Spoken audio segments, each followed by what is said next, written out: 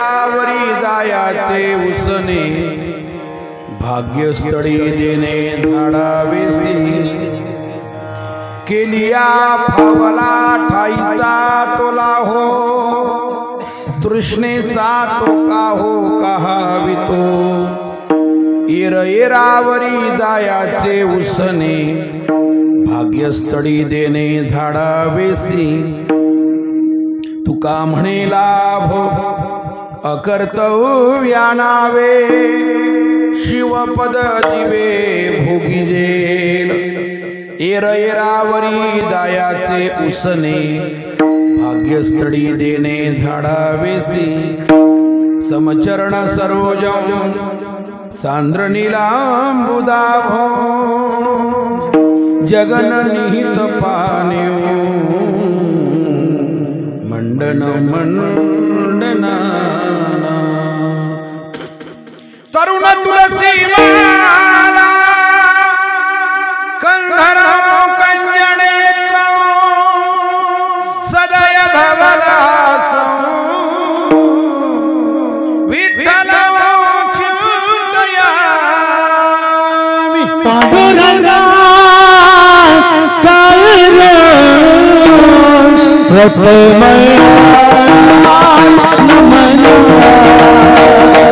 पांडुरंगा Cairo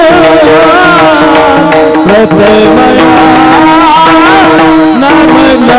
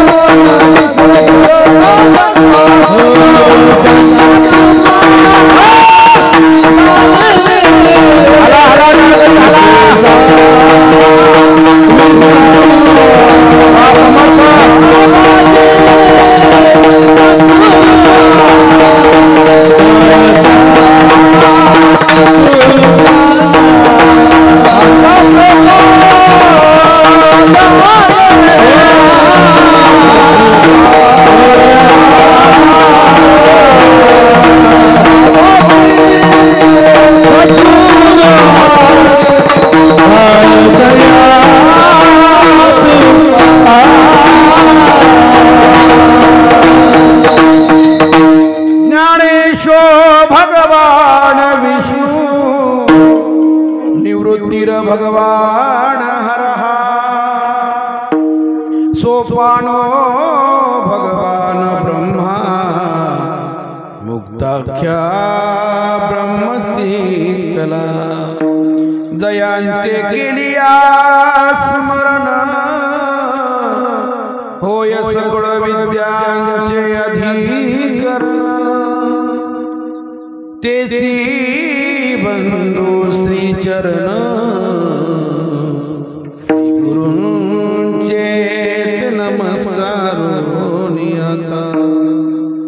आता अभिनव वाग विलासिनी जे चातुर्यार्थ कला कामिनी ते स्त्री शारदा विश्वमोहिनी नमस्कारिणी मिया नमो सद्गुरु तुकया ज्ञान दीपा नमो सद्गुरु सच्चिदानंद रूपा नमो सद्गुरु भक्त कल्याण मूर्ति नमो सद्गुरु भास्कर पूर्ण कीर्ती सेवेला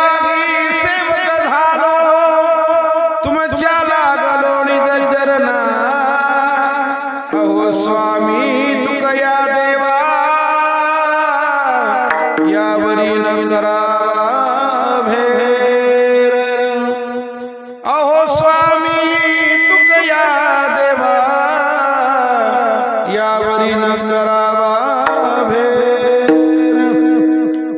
मस्तक ही पायावरी वार करे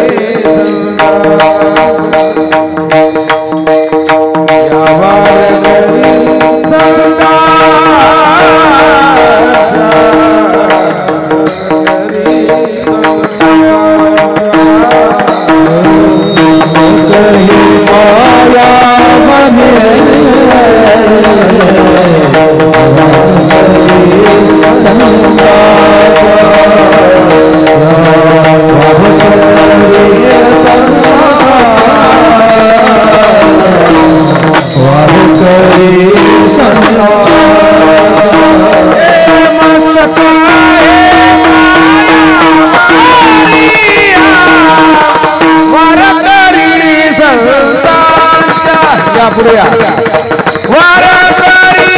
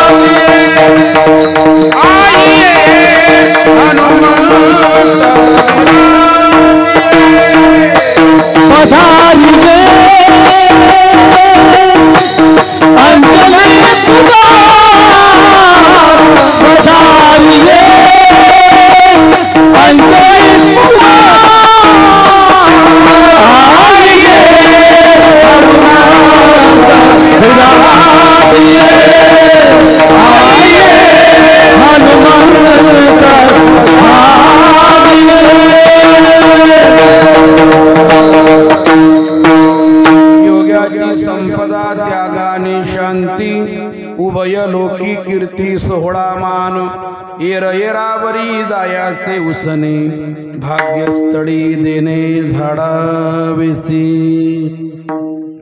अखिल कोट ब्रह्मांड नायक रुक्मिणी प्राण संजीवन पंढरीश परमात्मा यांच्या असीम कृपेने अलंकापूर पीठाधीश्वर ज्ञानियांचे राजे योगियांची माऊली साधकांचे माईबाप मुक्त तेजोनिधी कैवल्य साम्राज्य चक्रवर्ती माऊली महावैष्णव ज्ञानोबराय भगवान सर्वांच्या हृदयामध्ये व्याप्त असणारे वैराग्य रागरसिक श्री तुकोबाराय आदी करून सर्व संतांच्या कृपा आशीर्वादाने थोरा मोठ्यांच्या सहकार्याने तुम्हा सर्व भाविकांच्या पवित्र उपस्थितीमध्ये अतिशय सुंदर देखना नेत्रदीपक नयनरम्य भक्ती सोहळा टाळमृदंगाचा नाद आहे, वारकऱ्यांची पावलं आहे, संतांच्या विचाराची देवाणघेवाण आहे, झाडे लता विली वृक्ष हडवार पक्षाचं पूजन आहे आणि सूर्य अस्तमानाच्या नंतर अंगाला अलगद झुमणारा वारा आहे। अशा प्रसन्न आणि पवित्र वातावरणामध्ये हा भक्ती सोहळा संपन्न होतो आहे आणि त्या निमित्ताने या उत्सवामधील आजच्या दिवसाची सेवा माझ्या वाटेला आलेली आहे। आपल्या गावातीलच आमचे परमस्तही श्री दिनकररावजी भरतरावजी भांडे साहेब यांच्या माध्यमातून आमचे परमस्नेही गोपाळसाहेब मुकुंदे चोहोट्टा बाजार यांच्या माध्यमातून ही कीर्तनाची सेवा माझ्या वाट्याला आलेली आहे। उपस्थित सर्व गायनाचार्य मृदंगाचार्य टाळकरी मंडळी सुंदर अशा प्रकारचा साऊंड ज्यांनी लावला त्यांनाही धन्यवाद देऊन सप्ताची शोभा अतिशय अवर्णनीय आहे. मंडप तितक्याच तोला मोलाचा आहे, साऊंड सिस्टीमही तितक्याच तोला मोलाची आहे, गायक वादकही अवर्णनीय आहे. पण या सप्ताची खरी शोभा आणि खरं चैतन्य जर काय असेल तर हे लहान लहान मुलं टाळ घेऊन उभे आहे, हे आपल्या सप्ताची खरी शोभा. ते खरं चैतन्य या सप्त्याचं आहे. बाकी सगळं छान आहे, पण त्यांच्यामुळे दुधात साखर दुधामध्ये साखर आहे आणि अमृताप्रमाणे हा गोड असं वातावरण या ठिकाणी तयार झालं. संतांच्या भाषेमध्ये म्हणावं लागेल, सभा मंडपी कीर्तन घोष, सभा मंडपी कीर्तन घोष, मंडप कीर्तन घोष, सभा मंडप कीर्तन घोष, मृदंग टाळविणे सुरस, मृदंग टाळविणे सुरस, मृदंग टाळविणे मृदंग टाळविणे आनंद गाते हरिचे दास, आनंद गाते हरिचे दास, आनंद गाते हरिचे दास. भले भले टाळकरी पराम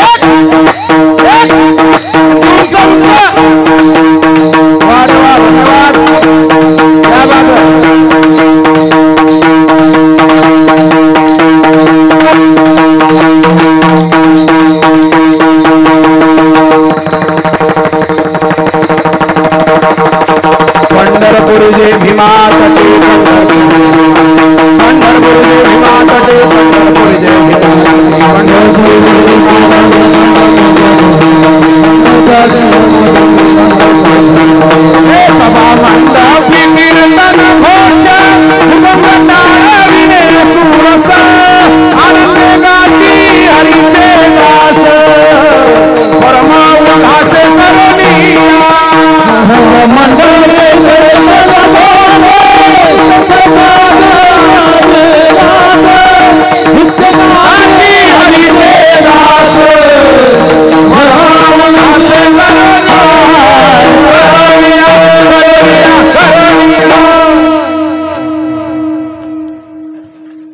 एकदा वाजवा, यांच्याकरता वाजवा.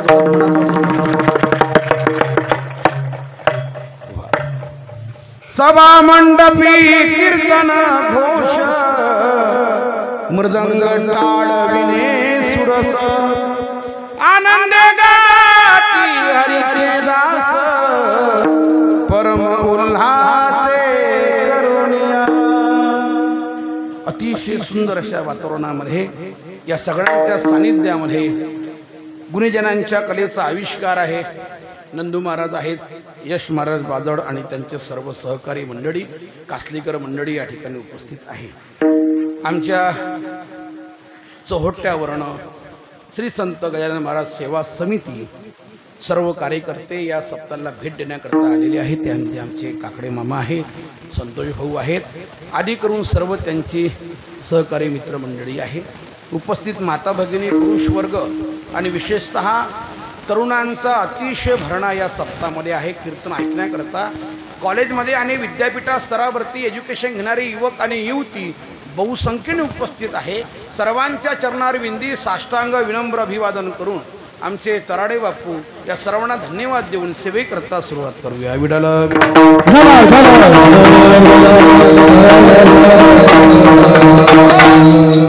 या अभंगामधून जगद्गुरु तुकोबाराय महात्म्याच्या जीवनामधील संपत्तीचं, महात्म्याच्या जीवनामधील ऐश्वर्याचं, महात्म्याच्या जीवनामधील श्रीमंतीचं वर्णन करत आहे. महात्माच्या श्रीमंतीमुळे जगतामध्ये स्थित राहतो. बोलताना थोडासा विको कमी करा. ज्या श्रीमंतीला जीवनामध्ये कमाई केल्यामुळे यावत चंद्र दिवा करो, चंद्र सूर्य असेपर्यंत त्यांची कीर्ती अजरामर राहते, अशी कोणती श्रीमंती आपल्या आयुष्यात त्यांनी कमाई केलेली असते? कोणत्या श्रीमंतीचा ठेवा आयुष्यामध्ये जमा करून ठेवलेला असतो की काळाच्या पडद्याआड गेल्याच्या नंतर सुद्धा लोक त्यांना विसरत नाही. जोपर्यंत चंद्र सूर्य आहे तोपर्यंत त्यांची कीर्ती अजरामर राहते. अशी कोणती कमाई करून ठेवली? त्या कमाईचं दिग्दर्शन महाराज या अभंगामधून करत आहे. विठ्ठल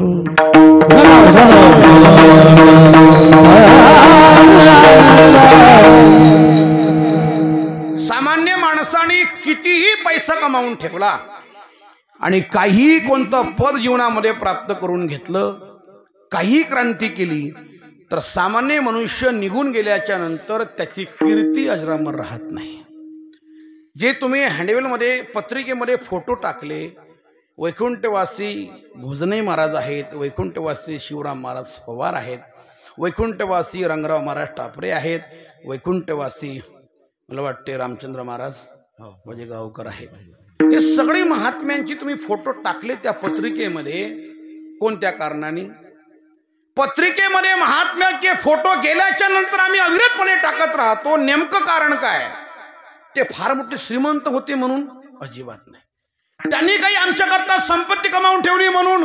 अजिबात नाही. समाजाकरता काही मोठी आर्थिक संपदा सोडून गेले म्हणून त्यांचा फोटो आहे? अजिबात नाही. तर त्यांच्या जीवनामधलं कर्तृत्व, त्यांच्या जीवनामधला त्याग आणि त्यांच्या जीवनामधल्या पारमार्थिक संस्काराचा सोहळा असतो तो की त्यांचं नाव टाकणं भाग पडतं. सामान्य माणसाच्या, श्रीमंत माणसाचं नाव त्याच्यात नाही आहे. एखादा टाटा बिर्लाचा वडील गेला म्हणून त्याचा फोटो कोणी टाकत नाही पत्रिकेमध्ये. कोणी अंबानीचा बाप गेला म्हणून त्याचा फोटो पत्रिकेत टाकत नाही. श्रीमंत माणसाच्या पत्रिकेचा त्या ठिकाणी फोटो नसतो, त्याचा आशीर्वाद कोणी टाकत नसते. सामान्य माणसाने कितीही कमाई केली, अब्जाधीश जरी झाला तो, तरी तो गेल्याच्या नंतर त्याचं कोणी नंतर नाव घेत नाही. महाराज वर्णन करतात. आजा मेला पंजा मेला बाप मसला गेला बोला. आजा मेला पंजा मेला बाप मसला गेला. आजा मेला पंजा मेला बाप मसला गेला. आजा मेला पंजा मेला बाप मसला गेला. देखत ना तू म्हणतो तोही तैसा झाला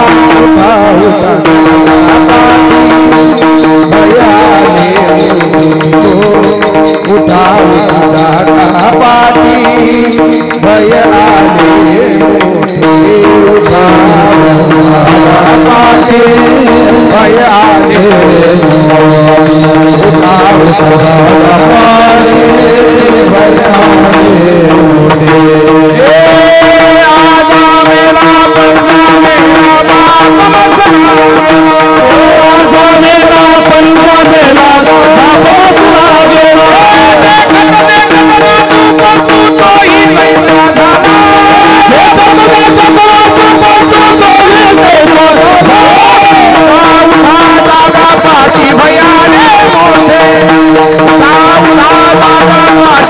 भयाने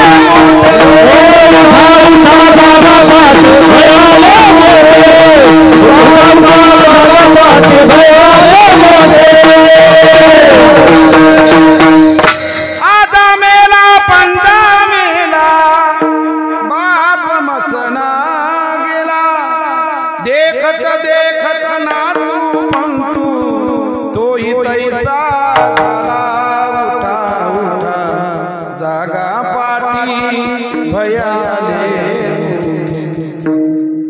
महाराज वर्णन करताय, ज्या ज्या लोकांनी संसार मोठा करण्याचा प्रयत्न केला, कितीही संसारामध्ये कमाई ठेवून निघून गेले, तर त्या लौकिक संपत्तीमुळे त्यांचं नाव कोणी घेत नसते, कोणी त्यांचं नाव घेत नाही. अनेकांची यादी सांगितली, आजा मेला, पंजा मेला, बाप मसना गेला. आम्हाला जर कोणी विचारलं तुमचं नाव काय, मी नक्की सांगू, बापाचं सांगू, फार तर आजोबाचं सांगू. पण आमचे वृद्धांग सम्राट पांडुरंग बाबा वैद्य असं म्हणत होते, माणसाला विचारलं तुमच्या खापर पंजवाचं नाव काय, चिपड पंजवाचं नाव काय, उखळ पंजवाचं काय आहे, आपल्याला सांगता येत नाही. किती मोठी शोकांतिका आहे, जीवाचे कान करून ऐका. ज्या रक्ताने आम्हाला जन्म दिला, ज्या रक्ताने आम्हाला जात दिली, ज्या रक्ताने आम्हाला प्रतिष्ठा प्राप्त करून दिली, समाजात जीवन जगण्याची, ज्याचं घर घेतलं आम्ही, ज्याची शेती घेतली आम्ही, त्याच्यामुळे आम्हाला एक गाव भेटलं, नाव भेटलं, त्या आमच्या रक्ताला विसरतो आम्ही, त्यांचे नाव लक्षात ठेवत नाही. किती मोठी शोकांतिका आहे. पण काही रक्ताचा संबंध नाही आमचा रामचंद्र महाराजांचा, तरी मात्र त्यांचा फोटो टाकल्याशिवाय राहत नाही. याला संत जीवन म्हणतात. ही त्यांच्या जीवनातला त्याग असतो. रक्ताच्या नात्याला विसरून जातो आम्ही. ज्यांनी आमच्याकरता कमाई करून ठेवली त्यांचं नावही आम्ही घेत नाही, पण ज्यांचा रक्ताचा संबंध नाही त्यांचं नाव मात्र शेवटच्या क्षणापर्यंत आम्ही आठवण ठेवतो, हृदयामध्ये स्थित ठेवतो. त्याला संत जीवन म्हणतात. आणि ऐका, समाजामधली तुम्ही कोणतीही सेवा करा, कसलीही सेवा करा, कोणत्याही माध्यमातून सेवा करा, भगवान परमात्मा तुमची सेवा वायाला जाऊ देत नाही. हे वाक्य आपल्या हृदयपटलावरती कोरून घ्या, कायमच वाया जात नाही. इथे मंडपामध्ये चटई उचलण्याची सेवा असेल, झाडण्याची सेवा असेल, हे लहान व टाळ घेऊन उभी आहे, हे सेवा करतायत. कोणी पंक्तीचं हे सौजन्य देते आहे, कोणी कीर्तनकाराचं सौजन्य देते आहे. येणं केलं प्रकारे कोणतीही सेवा करा, पारमार्थिक क्षेत्रामध्ये सेवा तुम्ही कशीही करा, ती वायाला जात नाही. भगवान परमात्मा त्या सेवेचं ऋण तुम्हाला तुमच्या डोक्यावर ठेवत नाही, स्वतःच्या डोक्यावर भगवान परमात्मा फेडल्याशिवाय राहत नाही. जगाचा मालक उटेवरनं खाली उतरतो आणि तुमचं ऋण फेडल्याशिवाय त्या ठिकाणी राहत नसतो. नक्की तुमच्या जीवनात तो येत असतो. उदाहरण सांगू तुम्हाला, मंगलवेढ्याजवळ, पंढरपूर जवळ मंगलवेढा असं गाव आहे, आणि त्या मंगलवेढ्यामध्ये आणखी कमी करा विकूयाचा एक रानूबा नावाचे वारकरी राहत होते. नाव होतं रानूबा. महासमाजात त्यांचा जन्म झाला, कनिष्ठ जातीत त्यांचा जन्म झाला, म्हणून त्या काळामध्ये भगवंताच्या मंदिरात त्यांना प्रवेश नव्हता.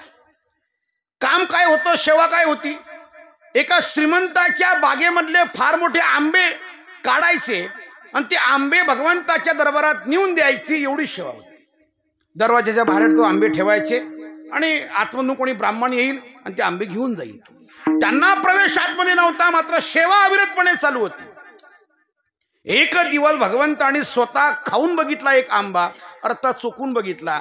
तो भगवंताने खाल्लेला चुकून पाहिलेला आंबा यांना प्रसाद म्हणून प्राप्त झाला. आणि रानूबा वारकऱ्यांनी विचार केला, हा प्रसाद भगवंताचा आहे, हा प्रसाद माझ्या जीवनामध्ये मला प्राप्त झाला, मला जर मुलगा झाला तर त्याचं नाव ठेवील मी चोखा. नाव ठेवलं त्यांनी आपल्या मुलाचं चोखोबार आहे. आणि पत्नी प्राप्त झाली त्या चोखोबारायला, लग्न झालं, त्यांचं नाव आहे सोयराबाई. आणि बरेच दिवस तो संसार पुढे चालला. एक दिवस रानूबाचं म्हातारपण जवळ आलं आणि खूप जर्जर म्हातारपण झालं. त्यांना जाग्यावरनं उठताही येत नाही, 2 पावलं चालताही येत नाही, असं त्यांचं जीवन झालं. खाटेवरती पडलेले आहे. एक दिवस वारकरी, रानूबा वारकरी बसले असताना, झोपले असताना त्यांचा देहधर्म जाग्यावरती झाला. म्हातारा माणूस, ज्याला चालता येत नाही, खाटेवरनं खाली उतरता येत नाही, अशा माणसाचा देहधर्म जागेवर होऊ शकतो. अशा कालावधीमध्ये त्याला अपेक्षा असते, गरज असते सेवेची. तेव्हा त्या घरातला मुलगा, ती सून, घरातले सगळे लोक त्या म्हातारा माणसाची सेवा करणं हे गरजेचं असतं. त्यांना सेवेची गरज होती. चोखोबाराने काही विचार केला नाही. दोन्ही हात त्यांच्या बगलेमध्ये घालून त्यांना उचललं आणि बाहेर एखाद्या ओट्यावरती, त्या दगडावरती त्यांना उभं केलं. आपण जर हात काढले त्यांच्या बगलेमधून तर ते खाली पडून जातील. त्यांना उभं करणं गरजेचं आहे. कोण पाणी टाकेल त्यांच्या अंगावरती? तर तयाची कांता तयाच सारखी त्यांची पत्नी त्यांच्याप्रमाणेच आपल्या सासऱ्याची सेवा करत होती. तिने काही विचार केला नाही. आपला पदर कमरेला खोवला आणि त्यांच्या अंगावरती पाणी टाकलं, त्यांना स्वच्छ केलं, कपडे त्यांचे स्वच्छ केले, दुसरे कपडे परिधान करून त्यांना खाटेवरती झोपवलं. जेव्हा चोखोबारांना विचारलं त्यांच्या वडिलांनी, चोखा आपल्या घरामध्ये कोण आहे रे? तुझी पत्नी आहे, मी आहे आणि तू आहेस. माझी सेवा तू जेव्हा मला उभा होतास, मला उभा त्या ठिकाणी करून माझ्या अंगावरती पाणी कोणी टाकलं, मला कोणी स्वच्छ केलं? तेव्हा चोखोबाराने सांगितलं, बाबा ती तुमची सून होती, माझी पत्नी सोयरा होती. धारा लागल्या त्यांच्या डोळ्यामध्ये, अश्रूच्या धारा लागल्या. खडकन डोळ्यामध्ये पाणी आलं आणि आवाज दिला, सोयरा इकडे बाई. जवळ बसवलं, डोक्यावरनं हात फिरवला, डोळ्यामध्ये पाणी आहे रानुबाच्या, आणि सांगितलं, सोयरा आयुष्यभर या देहाने त्या भगवंताची सेवा केली ग. मला स्वच्छ करत असताना दोघींना तो अधिकार आहे, एकतर माझ्या पत्नीला किंवा माझ्या मुलीला. पण तू माझी नात्याने सून आहेस, मुलीसारखी धावून आलीस आणि आपल्या म्हाताऱ्या सासऱ्याची उडील म्हणून सेवा केलीस. तुझी सेवा व्हायला जाणार नाही, माझा आशीर्वाद आहे तुला. आयुष्यभर त्या जगाच्या मालकाची मी सेवा केली. जेव्हा तुझा देह संकटामध्ये पडेल ना सोयरा, जगाचा मालक विटेवरनं खाली उतरेल आणि तुझी सेवा करेल, हा माझा आशीर्वाद आहे तुला. आपल्या सासऱ्याने दिलेला शब्द भगवंताला खरा करून दाखवावा लागला. आणि जेव्हा सोयराबाई बाणंतपणामध्ये होती आणि चोखोबाराय आपल्या बहिणीला आणण्याकरता निघाले बुलढाणा जिल्ह्यामध्ये मेहून गावाला, तेव्हा चोखोबारायांची वेदना, चोखोबारायांच्या पत्नीच्या वेदना असह्य होत्या. माझा भगवान परमात्मा तिने एवढी सेवा केली आपल्या भक्ताची म्हणून चोखोबारायांची बहीण झाला आणि दरवाजावरती थाप मारली. वैनी मुगलादार हाका मारी, वैनी मुगलादार हाका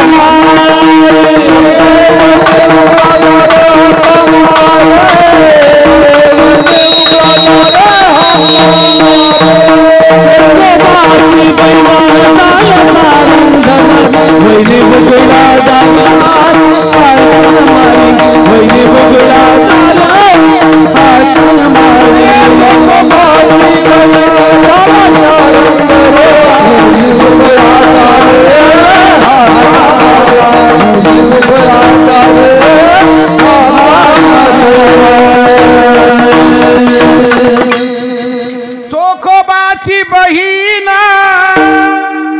झाला शारणधर, वहिनी उघडादार हाका मारी. महाराज बोलताय, त्या चोखोबारांच्या पत्नीचं 27 दिवस बाळंतपण केलं भगवंतानी. ती कोणाची सेवा तशी ठेवत नाही. कोणती सेवा करा, कोणाची सेवा करा, भगवान परमात्मा त्या करून ठेवत नसते. आपल्या घरामध्ये आपला सासरा आजारी आहे, सासू आजारी आहे, म्हातारपण आहे तिचं, आणि तिला आता आवश्यकता आहे तिच्या सेवेची गरज आहे. त्या कालावधीमध्ये जर तुम्ही कीर्तन प्रवचन ऐकत असाल तर माझं हे वाक्य सोबत घेऊन जा. अशा कालावधीमध्ये जेव्हा त्या सासूला, त्या सासऱ्याला आवश्यकता आहे, तुमच्यासोबत त्यांनी किती वाईट वागू द्या, कितीही काही तुमचं वाईट त्यांनी चिंतन करू द्या मागच्या कालावधीमध्ये, पण त्यांचं म्हातारपण जाग्यावरती आहेत. आता ते त्यांना उठता येत नाही, बसता येत नाही. अशा कालावधीमध्ये त्यांची सेवा करा. भगवान परमात्मा तुमची सेवा ठेवणार नाही. जेव्हा तुमचा देह संकटात पडेल तेव्हा जगाचा मालक तुमची सेवा करण्याकरता स्वतः येईल तुमच्या घरी, स्वतः येईल. सोडून द्या ते कसे वागले आपल्यासोबत, त्याचा विचार करू नका. आपण भगवंताची सेवा म्हणून त्या माणसाची सेवा करून तर पहा. त्या सेवेचं ऋण भगवंतावरती होत असतं आणि भगवान परमात्मा तुमची सेवा पाहतो. तुमची सेवा वायाला जात नाही. जेव्हा तुमचा देह संकटामध्ये पडत असतो ना, तेव्हा या देहाची सेवा स्वतः तो भगवान परमात्मा करतो. ज्ञानेश्वर महाराज वर्णन करतायत ज्ञानेश्वरीमध्ये, ते ऋणवाईपण देखोनी अंगी, आपुलियाच्या उत्तीर्णत्वा लागी, भक्ताच्या तनु त्यागी, परिचर्या करी. आपली सेवा भगवंतावरती जेव्हा होत असेल तेव्हा स्वतः भगवान परमात्मा दुसऱ्याला सांगत नाही कोणाला, भक्ताच्या तनुत्यागी परिचर्या करी. स्वतः विटेवरनं खाली उतरून त्या देहाची सेवा करतो. पहा, वैकुंठवासी रामचंद्र महाराज जेव्हा जगाचा निरोप घेत असतील, रंगोराव महाराज टापरे जेव्हा जगाचा निरोप घेत असतील, शेवटच्या काळात जर त्यांना कोणी पाहिलं असेल तुमच्या लोकांनी त्यांना भयंकर वेदना होत होत्या, पण त्या वेदना ते सहन करत होते. त्याचं कारण असं होतं की माझा भगवान परमात्मा त्या देहाची सेवा करत होता.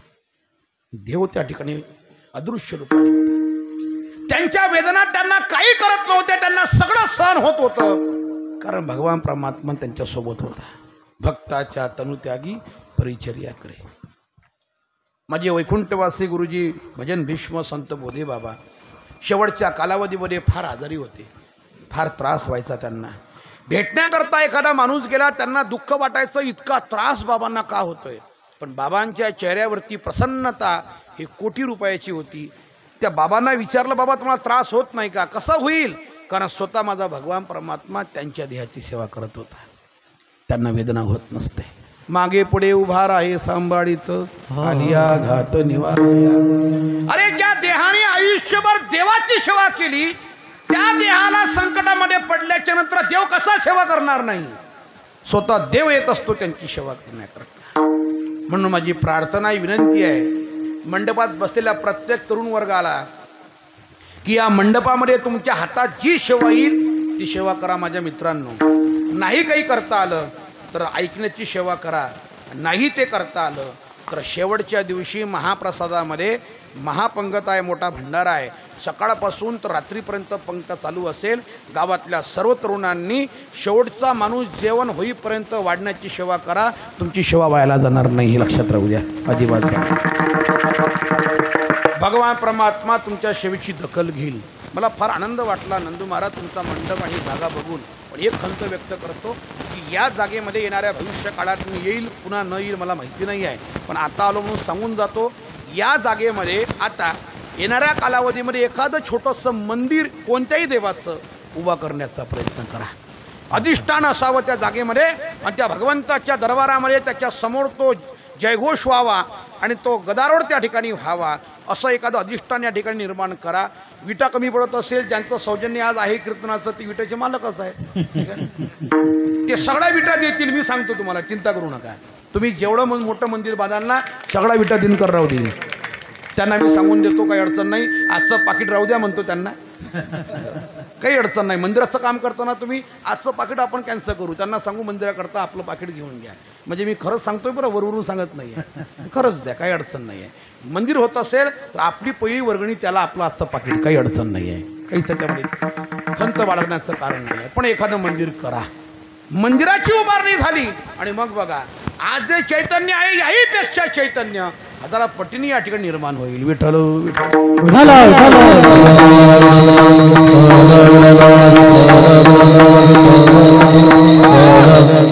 माणसाकडे संपत्ती जरूर असावी, पण त्या संपत्तीच्या माध्यमातून एखादं मंदिर उभारावं, संपत्तीच्या माध्यमातून सप्ताला वर्गणी व्हावी, संपत्तीच्या माध्यमातून अन्नदान व्हावं, तर त्या संपत्तीला महत्व असते. पहा, नाहीतर महाराज बोलताय, आगी लागो तया सुखा जेने हरी नये मुखा.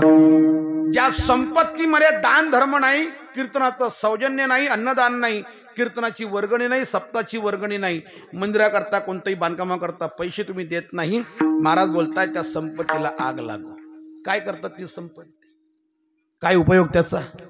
इस तन धन की कौन बराई देखत नैनो में मिट्टी मिलाई. कबीर महाराज.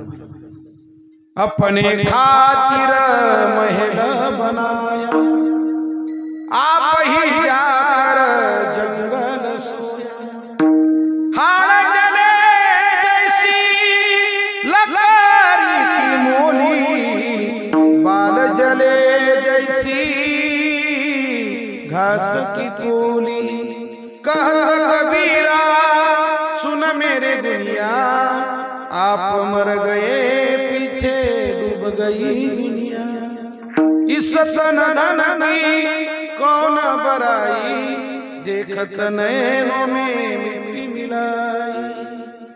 जर तुमच्याकडे अफाट पैसा आहे आणि खूप मोठी संपत्ती तुमच्याकडे आहे तर त्या संपत्तीमधून एखाद्या मंदिराची उभारणी करून जा, एखाद्या सप्ताला वर्गणी देऊन जा, काहीतरी चांगलं कार्य करून जा. अरे ऐसा कुछ काम करो जो लिखने के लायक हो, ऐसा कुछ काम करो जो लिखने के लायक हो, या फिर ऐसा कुछ लिखो जो पडणे के लायक हो. काहीतरी असं लिहावं, लोकांनी वाचत राहावं आपलं लिखाण. नाही तर एखादं कार्य असं करावं की आपण गेल्याच्या नंतर लोकांनी नाव काढलं पाहिजे. विठ्ठल विठ्ठल.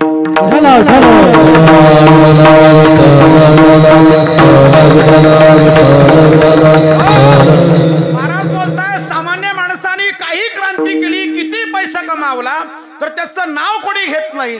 मग साधू संतांची एवढी कीर्ती अजरामर आहे, नेमकं संपत्ती कोणती कमावली? महाराज वर्णन करताय नंदू महाराज, अभंगाचं प्रथम चरण. योगाची संपदा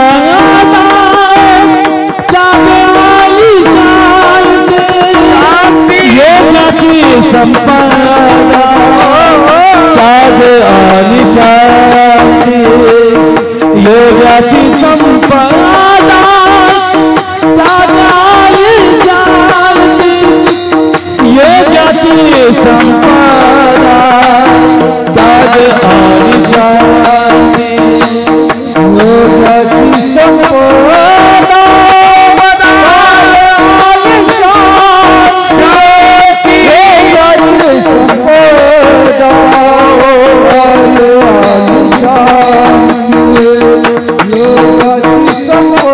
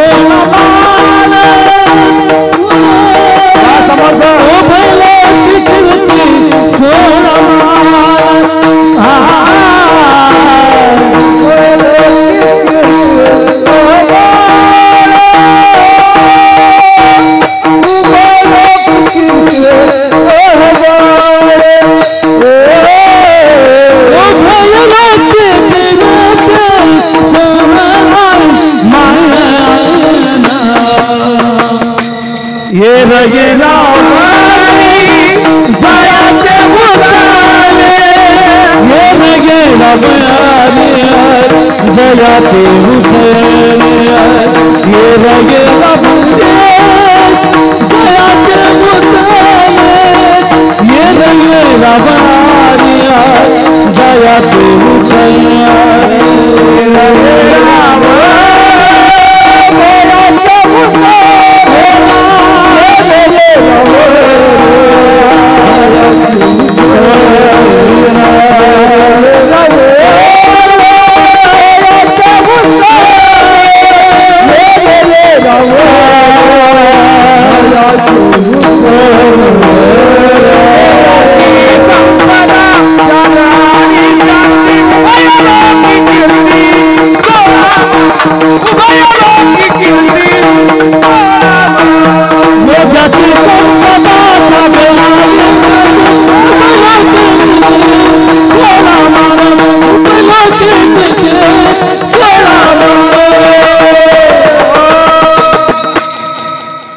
योग्याची संपदा त्याग आणि शांती, उभय लोकी कीर्ती सोहळा मान. महात्म्याची कीर्ती अजरामर राहते. काळाच्या पडद्याआड गेल्याच्या नंतरही त्यांचं नाव आम्हाला घ्यावं लागतं. महाराज बोलताय, संपत्ती कमावत असताना पारमार्थिक क्षेत्रामधल्या दोन संपत्तीचं वर्णन महाराज करताय. एक त्यांच्या जीवनातला त्याग आणि दुसरी शांती. त्याग आणि शांती या दोन गोष्टी करता आपला आयुष्यातला प्रत्येक क्षण महात्मा खर्च करत असतो आणि हीच संपत्ती त्यांच्या दृष्टीने मोठी असते. आणि या दोन गोष्टीच्या संपत्तीवरती जगतामध्ये त्यांची कीर्ती अजरामर राहते. मनुष्याने भोगामध्ये आयुष्य खर्च केलं. शब्द स्पर्श रूप रस गंध या पंचविषयात मनुष्य जर भोगात रत राहिला तर भोगाने त्याच्या आयुष्याची बर्बादी होत असते, त्याची कीर्ती कधी होत नाही. भोगानं भोगता वयमेव भोगता हा राजा भर्तृहरी आपला अनुभव मांडतोय. मला उदाहरण सांगतो तुमच्या सर्वांच्या समोर, तुम्हाला पटण्याकरता समजण्याकरता फक्त बोलत चला. मला सांगा की सुपाऱ्या खाणाऱ्या माणसाचे दात अगोदर पडतात का सुपाऱ्या जगातल्या संपून जाते? तुमचं काय मत आहे? म्हणजे दात अगोदर पडतात, योग्य उत्तर आहे. सुपाऱ्या संपत नाही, त्या पोत्याने शिल्लक आहे, दातच अगोदर पडतात. आणि तो हा भाग वेगळा आहे की काही लोक खलबत्त्यात काढून खातात, तो भाग वेगळा आहे. ह्या निर्लज्जपणा आहे, हा सोडून द्या विषय. तो त्याला वेगळा भाग म्हणतात, त्याला आवड एवढी म्हणतात की मग त्याला व्यसन सुटतच नाही त्याचं. दारू पिणाऱ्या माणसाचे तो माणूस संपून जातो दारू पिणारा, का जगातली दारू संपून जाते? तुम्ही कोणी घेत नाही असं मी गृहीत धरतो, पण असं एक फॉर एक्झाम्पल असं उदाहरण डोक्यात घ्या फक्त. काय होतं नेमकं तर माणूस लवकर मरून जातो, दारू संपत नसते. उदाहरण असं करता सांगितलं, जगातले विषय शिल्लक राहत असतात, विषय भोगणारा माणूस लवकर संपून जात असतो, माणूस शिल्लक राहत नाही. माणसाला असं वाटतं आपण विषयाचा भोग घेतो, अजिबात नाही. विषय तुमचा भोग घेऊन तुमचं जीवन खलास आणि बर्बाद करून टाकते. दारू पिणारा माणूस किती श्रीमंत असो, किती पैशावाला असो, त्याची लिव्हर खराब होणार, तो लवकर मरणार म्हणजे मरणार, तो कोणी असो. ते व्यसन माणसाचा घात करते. माणूस त्याच्यामध्ये स्वतःचा उद्धार करू शकत नाही, त्याची कीर्ती राहत नाही. त्याने किती ब्रँड अशा प्रकारची पिऊ आणि त्याला सुचत नाही आपण काय करतोय काय नाही, कळत नाही.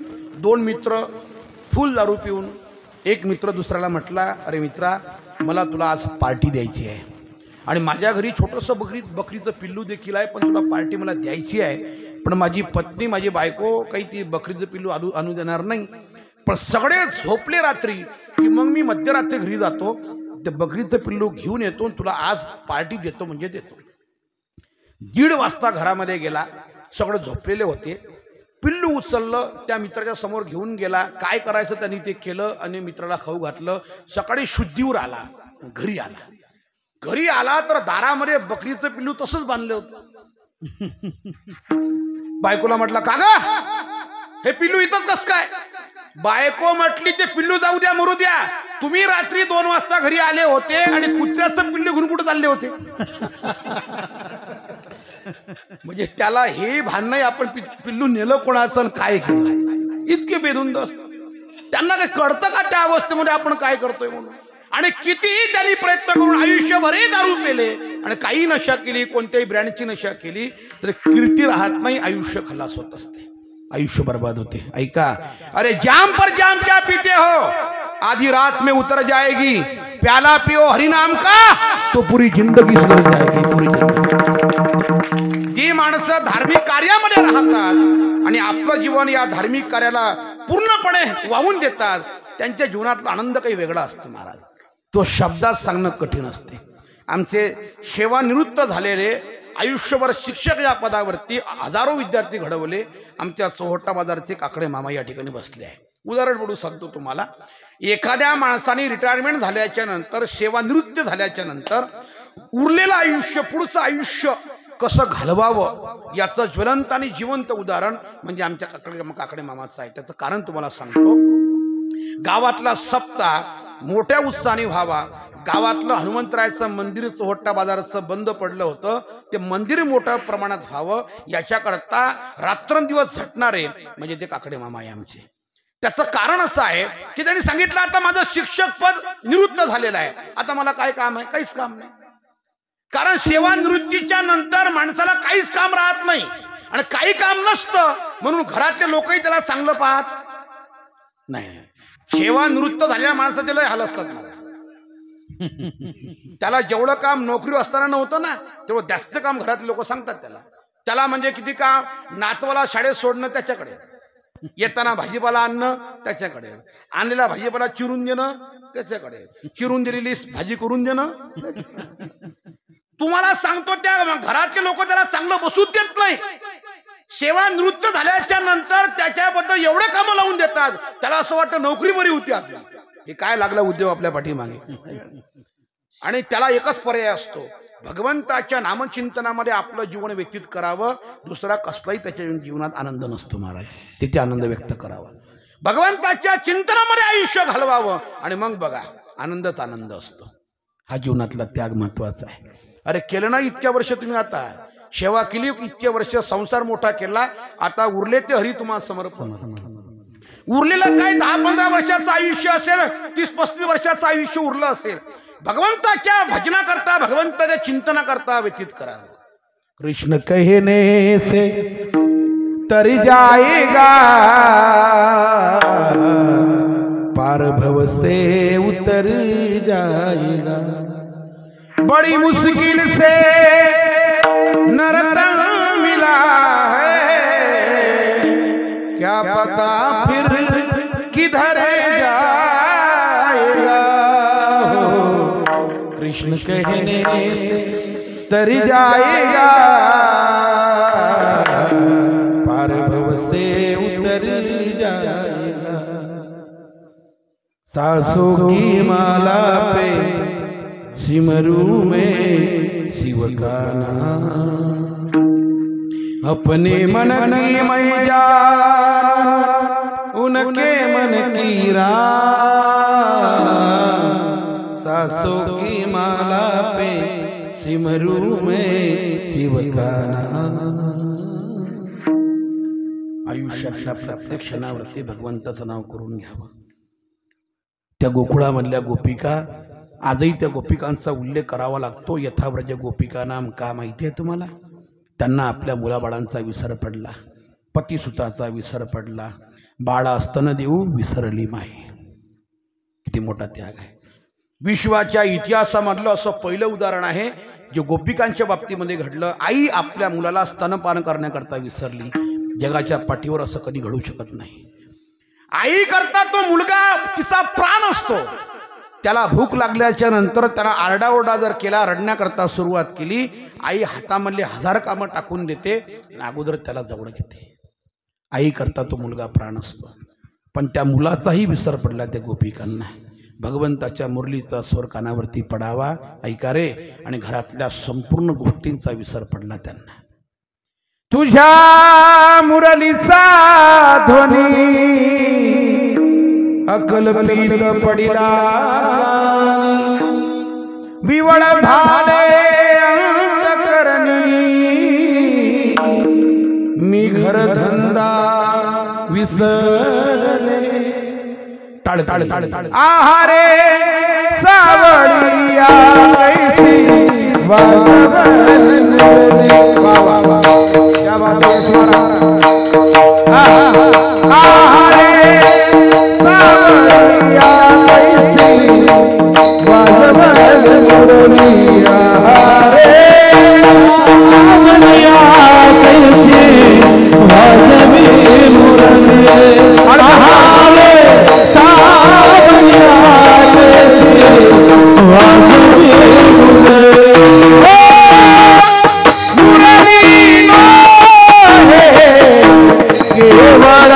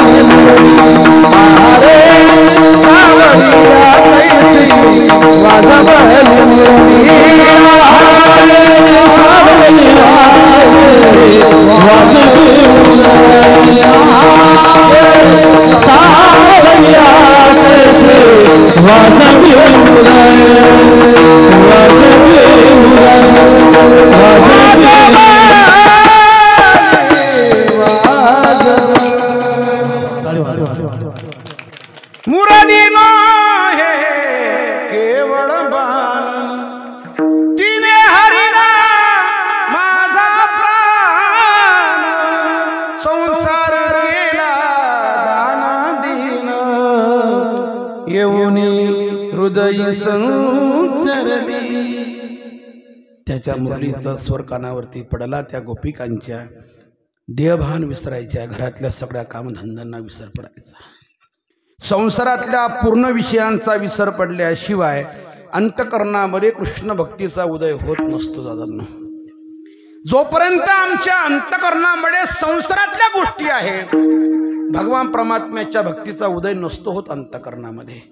भगवंताच्या भक्तीचा उदय अंतकरणात होण्याकरता सगळ्या विषयांवरती तिलांजली द्यावी लागते, आणि ते साधू संतांनी दिली, त्याचा त्याग केला।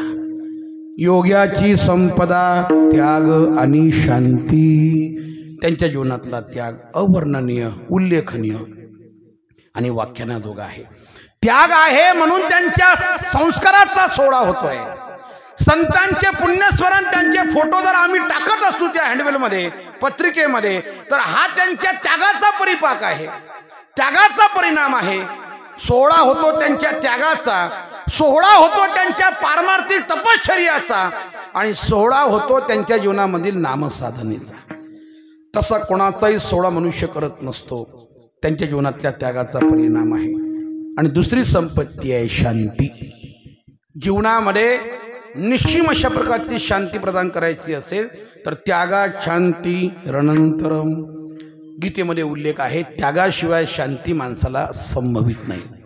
भोगामध्ये शांती नसते, त्यागामध्ये शांती आहे। जीवनामध्ये कितीही मोठे भोग आपण जीवनामध्ये भोगा, शांती प्रदान कधी होत नसते, त्यागामध्ये खरी शांती आहे। महाराज बोलतायत, त्यांनी एवढं केलं। योग्याची संपदा त्यागानी शांती, काय भेटलं त्यांना?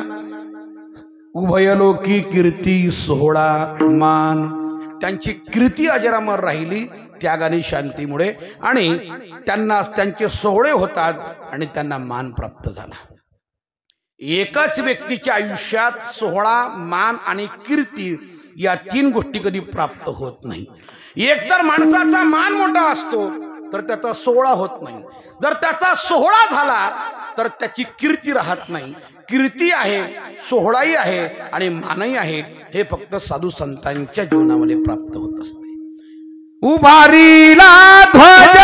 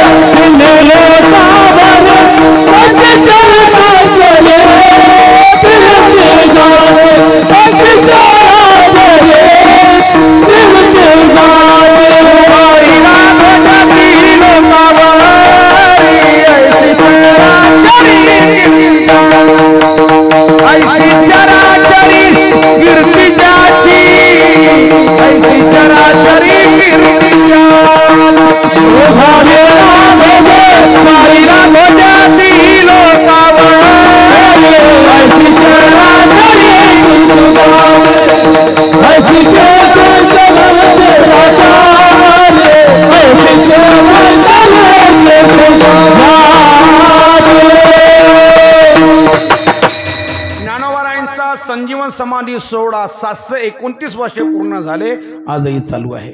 तुकोबारायांचा वैकुंठ गमन सोहळा 375 वर्षे पूर्ण झाले, अजूनही चालूच आहे। नाथांचा जलसमाधी सोहळा अजून देखील चालूच आहे।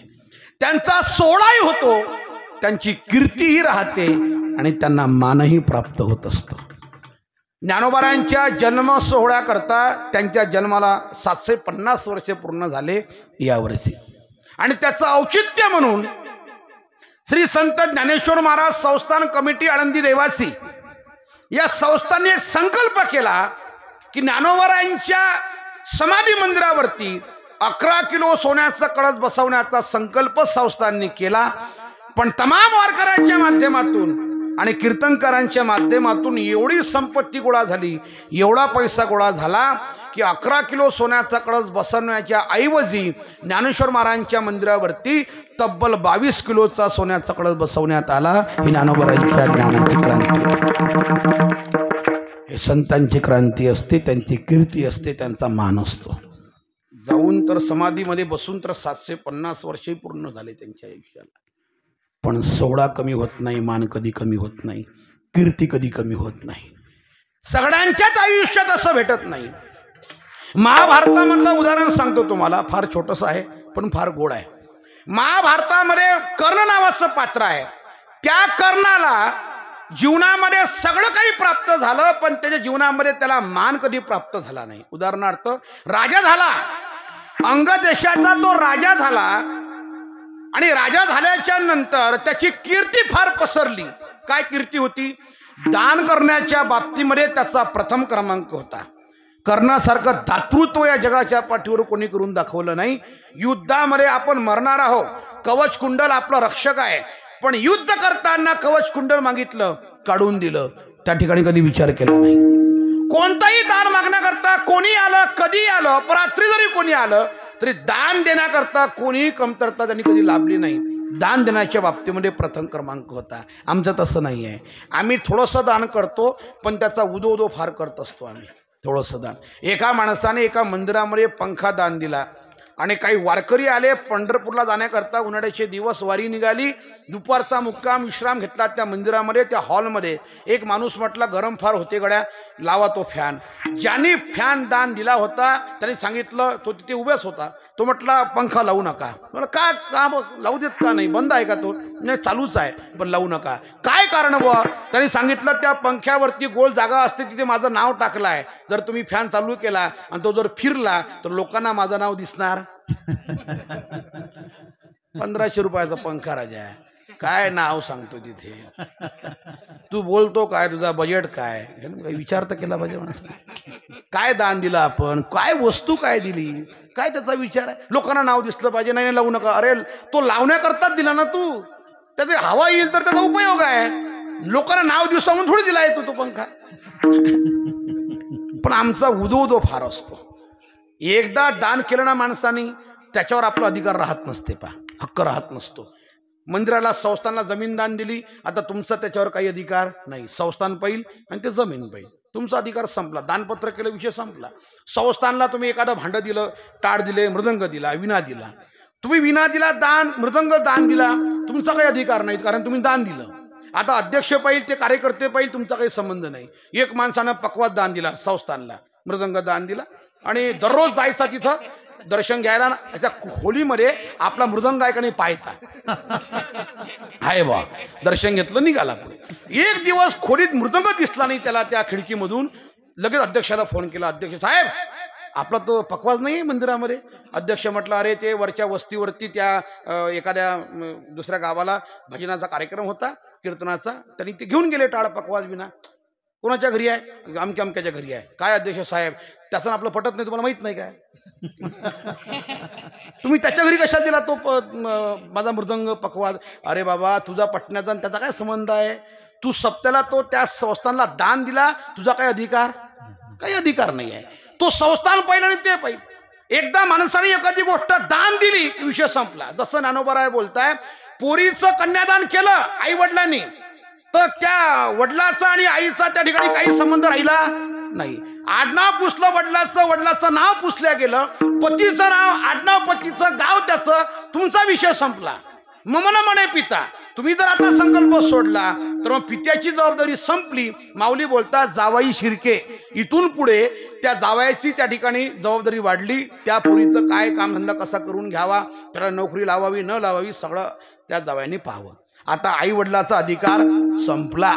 पण अलीकडच्या काळामध्ये आईला लग्न झाल्याच्या नंतर पोरीच्या संसारात ढवळाढवळ करण्याची लय सवय आहे अलीकडच्या आईला.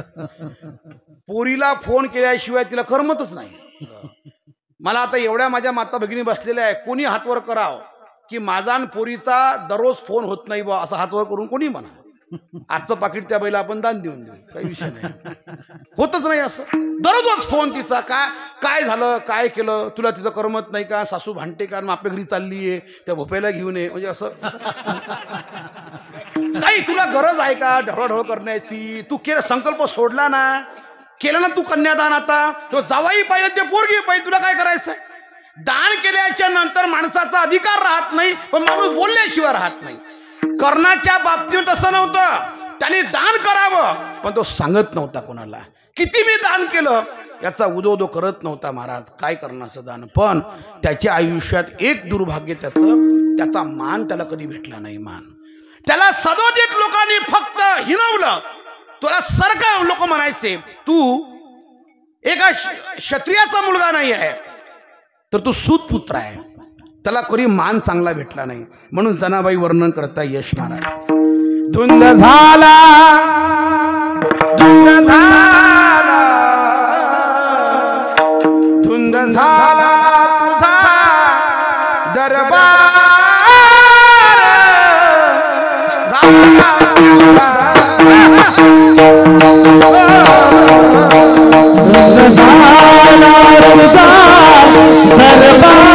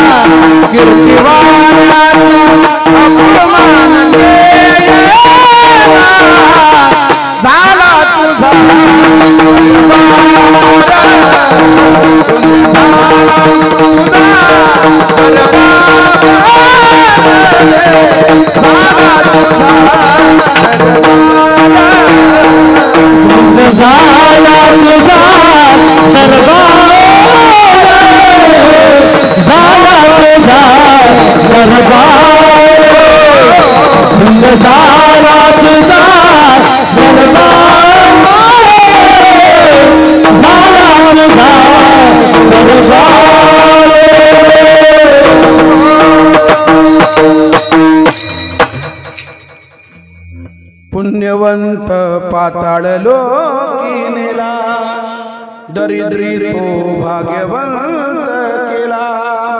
चोरट्याचा बहुमान वाढविला, कीर्तिवाण्याचा अपमान केला. झाला तुझा दरबार.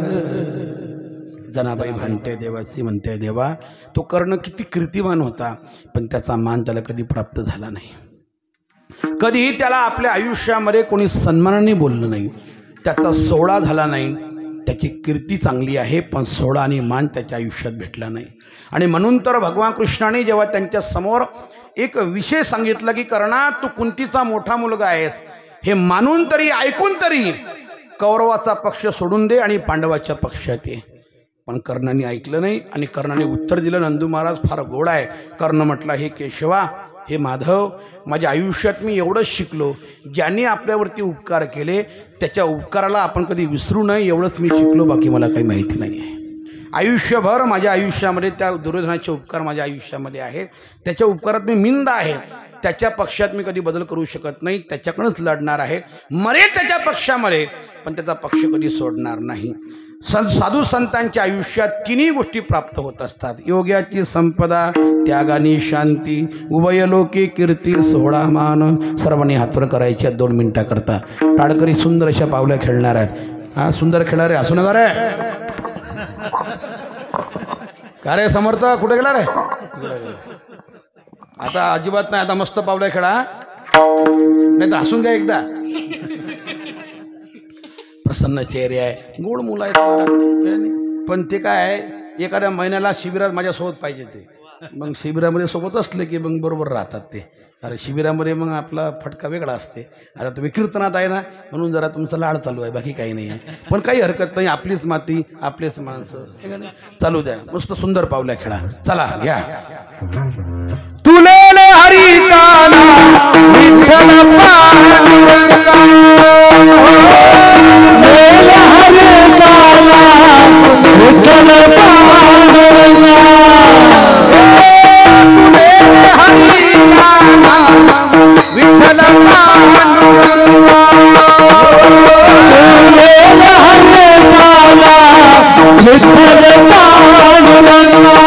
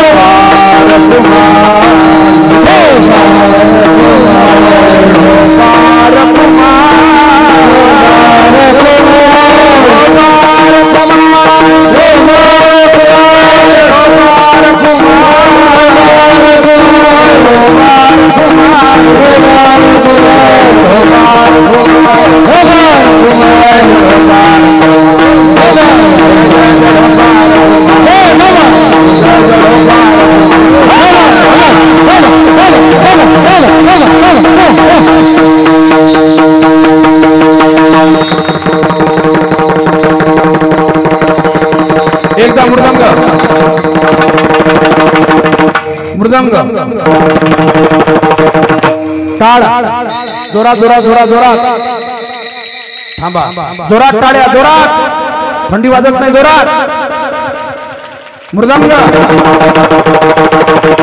टाळ वा रे वा पट्टे क्या बात है टाळ्या तुमचा आवाज कमी जोरात जोरात जोरात एकदम वा वा वा पखवा टाळ टाळ्या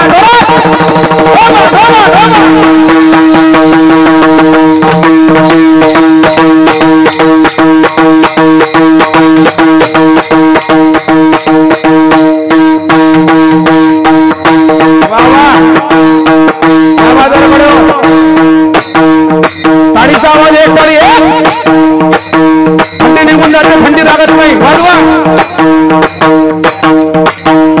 वाजवा क्या बात है करुणा भाग्यवंत नाट्य हरी कीर्तनात पुरी कन्या पुत्र होती ते साधीचं नयाचा हरिद्र वाटे देवा बहुत बढ़िया धन्य जगी चोथी एक हरिरंगी नाचे नाचू कीर्तनाचे रंगीत ज्ञानाची बोलावू क्या बात है मृदंगाचार्य यश महाराज बाजार आनंदी बारीक क्या बात है समर्थ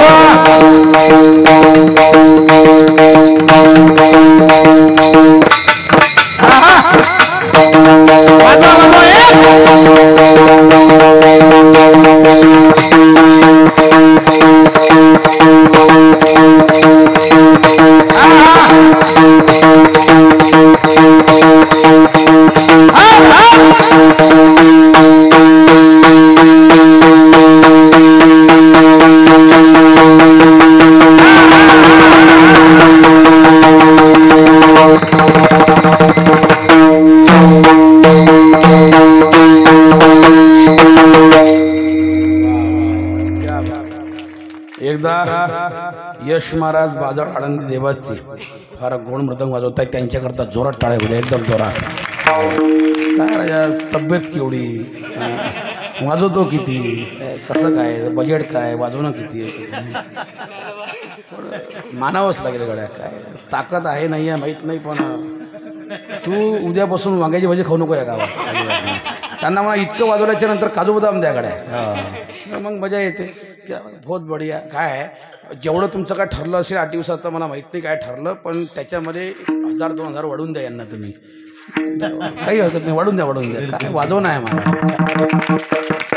घामाचा पैसा आहे ना माझ्याकडे घामाचा पैसा आहे त्याचा काही फुकटचा पैसा नाही मागत नाही वाढून द्या म्हणजे नंदू महाराज माझ्या पाकिटामधले कमी करून नाही म्हणत मी तुम्ही उलटं करसाल भांडी भाऊ नाही भेटत तसं नाही म्हटलं माझं म्हणणं तुमच्याकडनं द्या म्हटलं जर इच्छा असली तर विनोदाचा भाग आहे प्रेमाचं बोलणं आहे मित्र आहे माझा पण फार गोड वाजवतोय त्याला मनापासून धन्यवाद महाराज बोलले की संतांच्या जीवनामधली कीर्ती सोहळा आणि मान हा तेवत राहत असतो यावश्चंद्र देवा करू असा राहतो संपली आपली कीर्तनाची वेळ 2 मिनिटात आपण थांबणार आहोत महाराज आम्हाला हे शक्य होईल का महाराज बोलतात नक्की शक्य होईल केली या फावाला ठाईचा तोला हो तृष्णेचा तो काहू कहावितो मग त्यांनी आयुष्यामध्ये सगळं केलं त्यांना जीवनात नेमकं काय प्राप्त झालं कोणत्या पदावर जाऊन पोहोचले ते संत महात्मे महाराज त्याचंही वर्णन करतात तू का म्हणे लाभ कर्तव्याना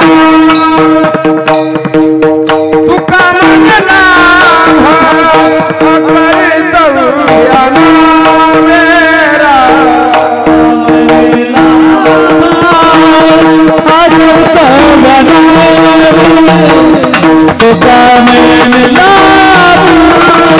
कर्तव्याना शिव पदा जीवे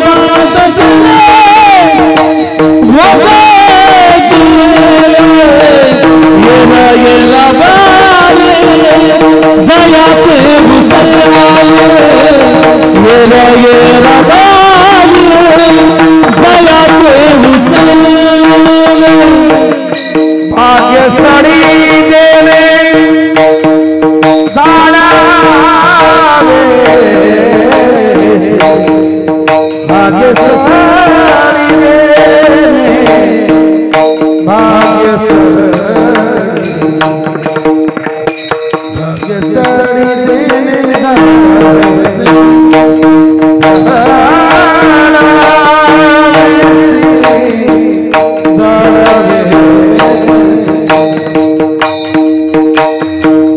इससे तो आगे भजन ही है साथी, हरि के भजन बिनु अकेला रहेगा।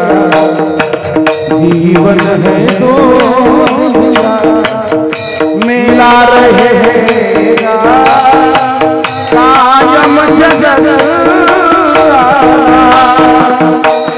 झमेला रहेगा। इससे साथी है जल बिंदु पार तक, अरे धांगनी बने केवल परिवार के सब लोग चलेंगे शमशान तक। बेटा भी हक निभाएगा तो अग्निदान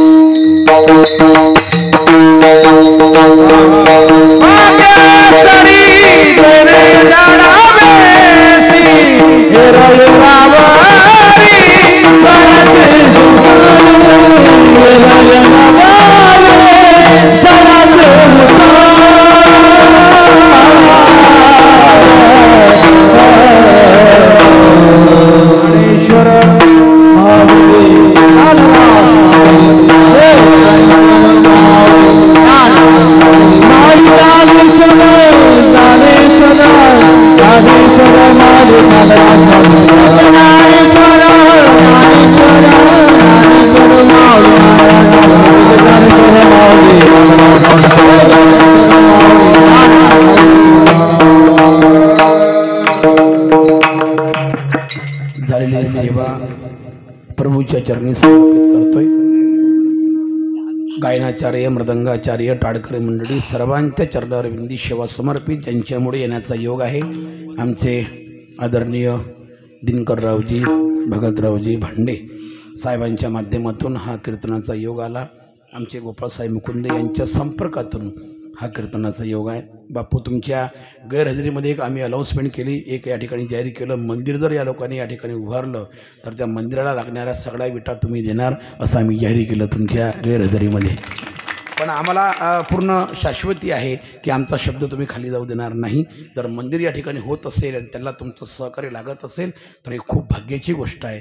तुमच्यामध्ये या मंदिरामध्ये तुमच्या सिंहाचा वाटा त्याच्यामध्ये राहील आणि आपण सहकार्य करायला गावकरी मंडळी आपण सर्वजण एकत्रित या, बसा आणि या जागेवरती जर सप्ताह होत असेल एका भगवंताचं अधिष्ठान असावं अशी एक अपेक्षा तुमच्या सर्वांच्या समोर मी व्यक्त करतोय।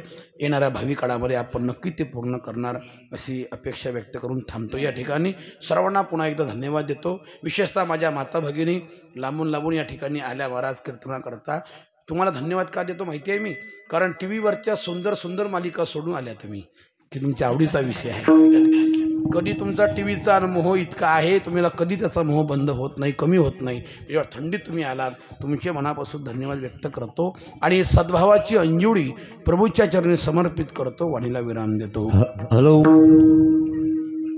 श्री हरिभक्तीपरायण पंकज महाराज पवार आजच्या 4थ्या दिवसाची सेवा त्यांनी रुजू केलेली आहे। खूप सुंदर असं चिंतन त्यांनी मांडलेलं आहे। त्यांच्याबद्दल एकदा सर्वांनी प्रेमाने टाळ्या। तसेच आजच्या कीर्तनाचे सौजन्यकार वीट उत्पादक कारखानदार दिनकररावजी